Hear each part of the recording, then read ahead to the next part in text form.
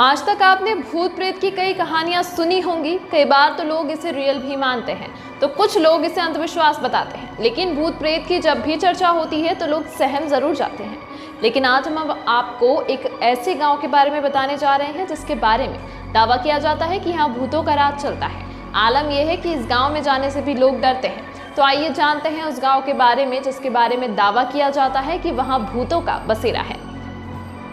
अगर आपसे पूछा जाए कि क्या आपने कभी भूतों को देखा है, आप में से कुछ लोग कहेंगे हाँ, तो कुछ कहेंगे ना। लेकिन राजस्थान के जैसलमेर स्थित कुलधरा गांव के बारे में कहा जाता है कि यहाँ भूतों का वास है। यह गांव रातों रात वीरान हो गया था। कुछ लोगों का दावा है कि तकरीबन 200 सालों से यह गांव वीरान पड़ा है। लेकिन एक समय था जब यह गांव पालीवाल ब्राह्मणों से आबाद हुआ करता था। अब आपके मन में यह सवाल उठ रहा होगा कि ऐसा क्या हुआ जो यह गांव रातों रात वीरान हो गया। ऐसा दावा किया जाता है कि कुलधरा रियासत के दीवान सलीम सिंह की बुरी नजर गांव में मौजूद मंदिर के पुजारी की बेटी पर पड़ गई। दीवान उस लड़की से शादी करने की जिद पर अड़ गया और गांव वालों को धमकी तक दे डाली। यह मामला इतना आगे बढ़ गया था कि गांव वालों के आत्मसम्मान पे बनाई थी।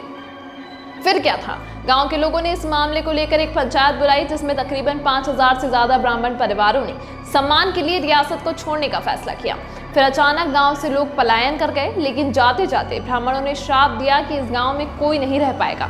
लोगों का कहना है कि इसके बाद से इस गांव में कोई नहीं रह पाया और पूरा गांव वीरान हो गया। इतना ही नहीं, कहा यहाँ तक जा रहा है कि इसके बाद से इस गांव पर भूतों का कब्जा है और लोगों को अक्सर काफी अजीबोगरीब आवाजें सुनाई देती रहती हैं। हालांकि इस बात का हम बिल्कुल दावा नहीं करते हैं।